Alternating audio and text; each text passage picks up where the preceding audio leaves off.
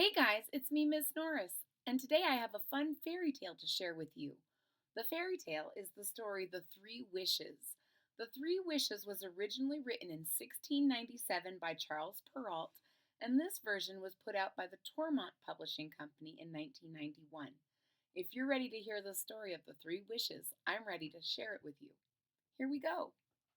The Three Wishes. Once upon a time, a woodcutter lived happily with his wife in a log cabin in the middle of a forest. Each morning he set off to work singing, and when he came home in the evening, a plate of steaming soup was always waiting for him. One day he came upon a fir tree with strange holes in the trunk. It looked different from the other trees, and just as he was about to chop it down, the alarmed face of an elf popped out of the hole. "What's all this banging?" asked the elf. "You're not thinking of cutting down this tree, are you? It's my home." So there's a woodcutter, and he lives in the forest with his wife. And every day he comes home and he has a big bowl of soup. And one day, while he's out trying to cut down trees for his living, a little elf comes out and says, "You're not going to cut this one down, are you? It's my home." The woodcutter dropped his axe in astonishment. "Well, he stammered. "With all the other trees in the forest, why pick this one?" scolded the elf. Although surprised and a little scared, the woodcutter boldly began. "I'll cut down any tree I like." All right, broke in the elf. "Shall we put it this way? If you don't cut down this tree, I'll grant you 3 wishes. Agreed?" The woodcutter scratched his head. 3 wishes? Yes, I agree.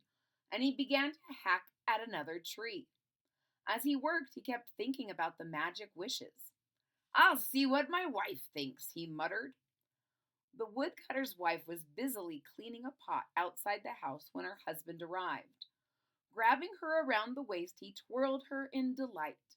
"Hurry, hurry, we're in luck!" The woman couldn't understand why her husband was so elated and shrugged herself free. Later, however, seated with a jug of wine at their humble table, the woodcutter told his wife about the elf. She began to picture the wonderful things that the elf's 3 wishes might give them. So he got home and he was excited to tell his wife what he had just seen. And while they're having supper, the wife and the woodcutter start thinking about the 3 wishes. The wife took a sip from her husband's mug. She smacked her lips.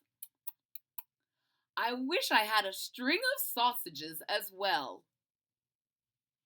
Instantly, she bit her tongue, but too late. Out of the air appeared a string of sausages. "Sausages?" the woodcutter roared. "What a stupid waste! I wish they'd stick to your nose." And at that, the sausages jumped up and stuck fast to the end of her nose. "Idiot, what have you done?" cried the wife. "With all the things we could have wished for." So you can see that those sausages were nice, but just a wish. And then the woodcutter got angry and wished for them to be on his wife's nose. And now they only have 1 wish left. The mortified woodcutter exclaimed, "For 2 pennies I'd chop—" He stopped, horrified to think he'd been on the point of wishing his tongue chopped off. Still, as he watched his wife bitterly complaining, he burst out laughing. "If you only knew how funny you look with those sausages on the end of your nose." The wife tugged at the sausages, but they wouldn't budge. She pulled again and again, but in vain.